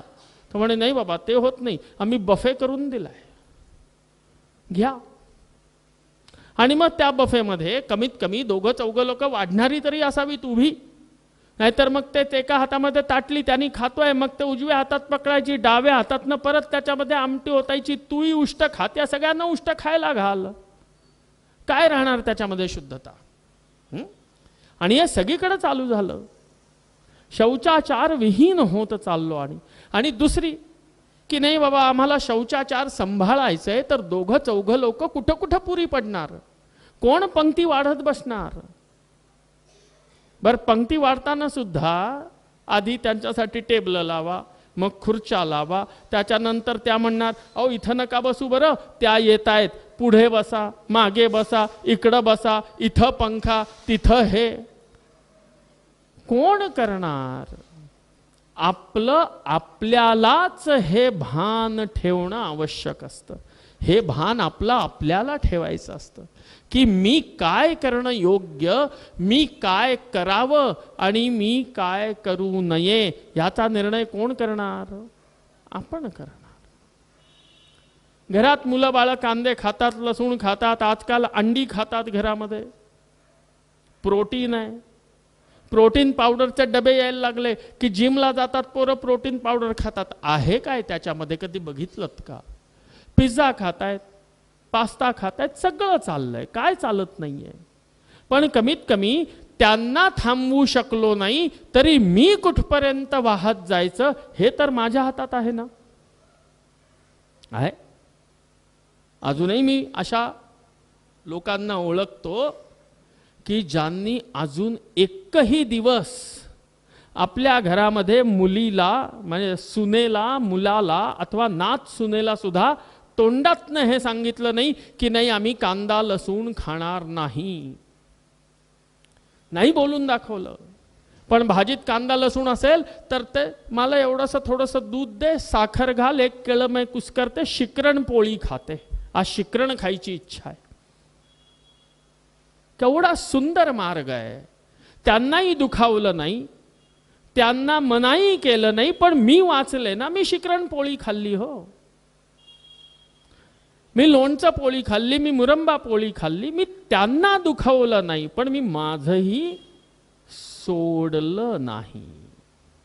आणि कित्येक लोक मग अशी तक्रार करतात, अहो एकासाठी कसं करायचं वेगळं, कसं म्हणायचं, सगळे तर खातात, मग आता माझ्यासाठी एवढीशी वेगळी भाजी करा असं कसं सांगणार. अहो आणून ठेवा मेतकूट. घरात दही असतं, घरात ताक असतं, घरात दूध असतं. असेल त्या भाजीमध्ये, असेल त्या आमटीमध्ये कांदा लसूण, आणि नसेल खायचं तुम्हाला तर मेतकूट भात खा, दूध भात खा, दही भात खा, शिकरण पोळी खा. म्हातारपणी बरं असतं, चावायलाही लागत नाही. शिकरणीत कुस्करा पोळी, झालं काम. पण इच्छा मनामध्ये असली पाहिजे. आणि असं जगल्यानंतर जवळजवळ 8.5 महिन्यानंतर त्यांच्या मुलाला, त्यांच्या सुनेला, त्यांच्या नात सुनेला, त्यांच्या नातवाला, त्यांच्या नातीला हे लक्षात आलं की ज्या दिवशी कांदा लसूण काहीतरी असतं ना, त्या दिवशी आजी शिकरण पोळी खाते.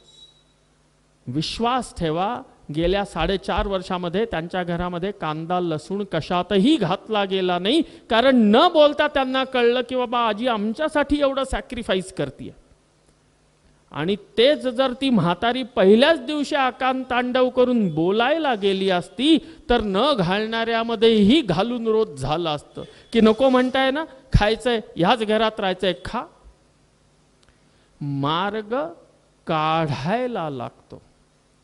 आणि ते मार्ग काढण्याची बुद्धी, ती मार्ग काढण्याची कुवत आणि तो मार्ग अंगी करण्याची इच्छाशक्ती आपल्या मनी असावी लागते. आणि म्हणून आपलं जीवन, आपलं आचरण, आपले नियम कसे असावेत हे फक्त आपण ठरवायचं असतं, दुसऱ्यांनी नाही. आणि मग ते करत असताना काही अडचणी येतात, व्यावहारिक अडचणी असतात. चालतात ना, मार्ग आहेत, ते मार्ग आक्रमायला लागतात. आणि जर अशा पद्धतीने जर खरंच शांत डोकं ठेवून मार्ग काढला तर न बोलता त्या मुलांना प्रबोधन आम्ही देऊ शकतो, न बोलता देऊ शकतो.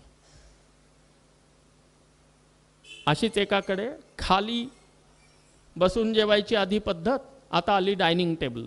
आता म्हणजे 25-30 वर्षापूर्वीच आली, काही आज नाही आली, सगळ्यांकडे आली. टीपॉय आले. ते सिरियल बघता बघता जेवायची सोय म्हणून त्या हॉलमध्ये टीपॉयवरतीच जेवण चालू झालं. त्यातनं आपण मराठी लोक, त्यामुळे टिपॉयला सुद्धा कव्हर असतं. टिपॉयवरती एखादं त्या कापडाचं वगैरे असं काही वरती टाकलेलं असतं. एका घरात आजींनी सुरू केलं, जेवायला बसते इथंच बसते इथेच वाढते, ठीक आहे बरं, ते टिपॉयचं जे कापड आहे ते दुमडून अर्ध केलं, इकडं ताट ठेव. 4-5 वेळा बघितलं, 6व्या दिवशी त्या सुनेनी ते कापड काढून टाकलं. अगं का, चांगलं होतं ना, पण तुम्हाला जेवताना चालत नाही ना, मग काय हरकत आहे, पुसीन मी, राहू दे. त्या दिवसापासून त्या टिपॉयवरचा कपडा गेला. न लढाई झगडा होता, न कटू शब्द बोलता, न तू मैं होता, आपलं म्हणणं पटवता आलं. फक्त ती शक्ती, ती ताकद आणि तो संयम आपल्यामध्ये असला पाहिजे. दुर्दैवाने होतं काय, योग्य गोष्ट सांगताना सुद्धा आपण आक्रमक होतो. त्यामुळे गोष्ट बाजूला राहते आणि ते आक्रमक शब्दच तिथं होत्याचं नव्हतं करायला कारणीभूत ठरतात. आणि म्हणून असे कित्येक उदाहरणं की आपण सगळे चांगले आहोत, आपण कोणी वाममार्गी नाही, आपण कोणीही निरंकुश नाही. पण काळमानाप्रमाणे बदलत चाललेल्या जगामध्ये काही काही गोष्टींची रक्षा आपली आपण करायची असते आणि ती रक्षा करण्याचा मार्ग शोधायचा असतो. नाहीतर बुकिंगची लिस्ट वाढत जाते की एक डास ढेकणामुळे चाललोच, दुसरा समोरच्याला न देता आपण चहा प्यायल्याने चाललो आहोत. कित्येक ठिकाणं अशी येतात की जिथं जायची वेळ येईल आणि म्हणून अत्यंत सावधगिरीने शौच आचाराचं परिपालन करत आपण आपलं जीवन जगावं अशी आपल्या जीवनात अपेक्षा. इथं 28 नरकांचं वर्णन केलं. त्यावर राजा परीक्षितांनी हात जोडून विचारला, अहो चुकीने झालं, माहिती नव्हतं, अज्ञान होतं, झालं, त्या नरकापासून वाचायचा काही उपाय आहे काय? झालं जे नको होतं तेही झालं, पण आता त्यातनं वाचायचा काही उपाय असेल, ह्या नरकांपासून परावृत्त होण्याचा काही उपाय असेल तर कृपया सांगा. 5 मिनिटात तो उपाय ऐकून आपण आजच्या कथेचा विश्राम करूयात. अधुनेह महाभाग यथैव नरकान् नरः नानोग्रयात नान्नेयात तन्मे व्याख्यातुमर्हसि. अथैव, अधुना, आता नरकयातनांपासनं मुक्ती कशी होईल, नरकात खितपत न पडायला लागेल असा काही मार्ग नाही का, असं विचारल्यानंतर राजा परीक्षितांना श्री शुकदेव मुनी एक इतिहास ऐकवायला लागले आणि सांगायला लागले की पूर्वी कान्यकुब्ज देशामध्ये अजामिल नावाचा एक ब्राह्मण होता. ब्राह्मणाचं नाव काय? अजामिल. त्याला 9 पुत्र होते. 10वा पुत्र झाला आणि त्या 10व्या पुत्राचं नाव काय ठेवलं? नारायण. अजामिल 80 वर्षाचा झाला. अजामिल 80 वर्षाचा झाला. एक दिवस त्याच्या बायकोने केलेलं जेवण त्यांनी जेवलं आणि जेवल्या जेवल्या त्याला झोप लागली आणि झोप लागता क्षणी काय झालं? नैनो में सपना, सपनों में यमदूत येऊन उपस्थित झाले. झोप लागली दुपारी आणि स्वप्न पडलं. स्वप्नात यमदूत दिसायला लागले आणि यमदूत एकमेकांशी बोलतात, काय कुठं? अरे फार दूर नाही, त्याच रामबागेत, तिथं त्या कॉर्नरवरतीच आहे घर, चल तिथं जायचंय. कोण? अजामिल. अरे महापापी आहे. कारण हा अजामिल यद्यपि ब्राह्मण योनीमध्ये, ब्राह्मण कुळामध्ये जन्म झाला होता, तरी हा अभक्षभक्षण करी, हा अपेयपान करी, यांनी विधिवत लग्न केलं नाही. त्यांनी एका वेश्यालाच आपल्या घरी आणून ठेवलं, तिच्यापासूनच संतानोत्पत्ती केली. लिव्ह इन रिलेशनशिप तेव्हापासून आहे, आत्ताची नाही, तेव्हापासनाची आहे. आणि 10 मुलं झाली. अहो यांनी आपल्या उपजीविकेसाठी हा जंगलात जायचा, जाळं टाकायचा, जाळ्यामध्ये निरपराध पशु आणि पक्ष्यांना पकडायचा आणि त्यांचा मांस विक्रय करून हा आपली उपजीविका चालवायचा. अत्यंत गर्हित वृत्ती यांनी स्वीकारलेली. आणि असं संपूर्ण भ्रष्ट नियमबाह्य जीवन जगलेला अजामिल आज जेवून झोपल्यानंतर अर्थात दिसणार कोण तर दिसले यमदूत. आणि ते बोलत होते की आज अजामिलला न्यायचं आहे. आले. अजामिल घाबरला की अरे आज यमदूत आज पकडणार मला. हवालदिल झाला आणि त्या स्वप्नातच त्यांनी पटकीने दाराला कडी लावली की दार उघडेन तेव्हा येतील ना. मी तर दार लावून घेतलं पण आश्चर्य, अहो दार उघडायची वेळच आली नाही. भिंतीतनंच यमदूत अंदर पुढे येऊन गेले. त्याच्या खाटेपाशी येऊन उभे राहिले. हातामध्ये यमपाश आहेत. गरगरा घुमवायला लागले. पाश टाकले, त्याच्या गळ्यामध्ये अडकले. यमदूत पाश ओढायला लागले आणि ह्यांनी त्या पाशापासून स्वतःचं रक्षण करण्यासाठी हाताने त्या पाशांना पकडलं आणि त्याचा अत्यंत लाडका असलेला सगळ्यात छोट्या मुलाला आपल्या मदतीसाठी बोलवायचं म्हणून त्यांनी आर्त आवाजामध्ये नारायण म्हणून हाक मारली. ह्या नारायणानी तर नाही ऐकली पण त्या वैकुंठापदी नारायणाच्या कानावरती हा शब्द गेला आणि त्यांनी तत्क्षण आपले वैकुंठातले 2 पार्षद पाठवले की जा, कोणी माझा भक्त आर्ततेने मला पुकारतोय, जा त्याच्याकडे जा, त्याचं रक्षण करा. 2 पार्षद येऊन उभे राहिले. आणि आता काय, यमदूत आणि पार्षद एकमेकासमोर उभे ठाकले. यमदूत म्हणतायत की नाही नाही हा महापापी आहो, ह्याला तर निश्चित नरक यातना. आणि पार्षद म्हणू लागले नाही नाही नाही, कसा का असे नाव, भगवंतांनी पाठवलंय. अत्यंत आर्त होऊन ह्यांनी आमच्या भगवंतांना आळवलंय, स्मरण केलंय आणि त्यामुळे आता हा भगवत धामामध्ये हा वैकुंठाचा अधिकारी होणार, मुक्तीचा अधिकारी होणार. पार्षदांचं हे बोलणं ऐकून यमदूत गालातल्या गालात हसायला लागले. म्हटले हे पार्षदो, तुमचा रॉंग नंबर लागला, चुकीच्या घरी आला. तर हा महापापी हा कसला वैकुंठात जाणार, कसली याची सायुज्य मुक्ती, काही नाही, ह्याला तर आम्ही घेऊन जाणार. आणि त्यावेळेला यमधर्मराजांनी तिथं व्यवस्था दिली की भगवंतांचं धारण केलेलं ब्रीद आहे. काय ब्रीद आहे, सकृदेव प्रपन्नाय तवास्मिति च याचते अभयं सर्वभूतेभ्यो ददाम्येतत् व्रतं मम. वाल्मिकी रामायणामधला प्रसंग. जेव्हा रावणाला सोडून, कुंभकर्णांना सोडून जेव्हा ते विभीषण आकाश मार्गाने रामांच्या शरणी येतात तेव्हा त्या विभीषणाला आकाशातनं उतरू देत नाहीत अंगद आणि सुग्रीव की तिथंच उभा राहा, खाली पाय टेकवशील तर ठीक नाही, आम्ही आधी रामांना विचारून येतो, कारण शत्रूचा भाऊ अहो लढाईच्या ऐन तोंडी आमच्याकडे येतोय, आमची बित्तम बातमी काढायला आला, ना ना ना ह्याला नाही घ्यायचं. रामांना विचारलं तर रामांनी सांगितलं की नाही नाही, तो शरणागत होऊन आलाय आणि त्यामुळे त्याला घ्या. आणि तेव्हा रामराया वचन देतात, सकृत, सकृत म्हणजे फक्त एकदा, सकृदेव प्रपन्नाय तवास्मिति च याचते. एकदा जरी कोणी म्हटलं की हे रामराया मी तुमचा आहे, तुम्ही माझे, एकदा जरी कोणी म्हटलं तरी तो सार्वकालिक माझा होतो. आणि जो माझा असतो त्याला मी कधीही वाऱ्यावर सोडत नाही, त्याचं मी रक्षणच करतो. आणि त्यामुळे त्याला या, घेऊन या.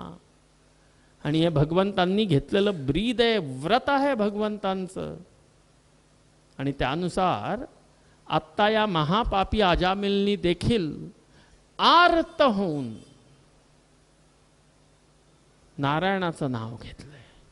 या माणसानी नारायणानी तर ऐकलं नाही. अहो माणसं आजकाल दुसऱ्या कोणाचं ऐकेनाशी झाली, पण देवांनी ऐकलं.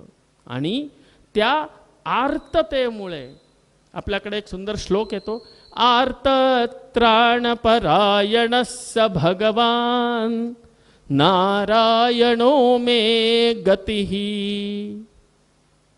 की आर्त होऊन जर कोणी पुकारलं, आर्त होऊन जर कोणी विनवणी केली की हे नारायण, माझी गती तुम्हीच आहात, तुमच्याशिवाय माझी अन्यत्र कुठेही गती नाही, तर नारायण त्याला गती देण्यासाठी बाध्य आहेत. आणि त्याच नारायणांनी आज या अजामिलला फक्त एकदा आर्त पुकारण्यामुळे वाचवायला आपले पार्षद पाठवले आणि यमदूतांना परत जायला लागलं आणि अजामिलाची झोप उघडली. डोळे उघडले, लक्षात आलं स्वप्न होतं, पण विश्वास बसेना. स्वतःला चिमटे काढून बघतोय की अरे अरे हे स्वप्न की ते स्वप्न. आणि आता त्या अजामिलाच्या बुद्धीवरती शुद्ध संस्कार झाला की फक्त एकदा आर्त होऊन मी नारायणाचं स्मरण केलं तर नारायणाने कृपावंत होऊन माझ्यासाठी पार्षद पाठवले माझ्या वैकुंठ मुक्तीसाठी.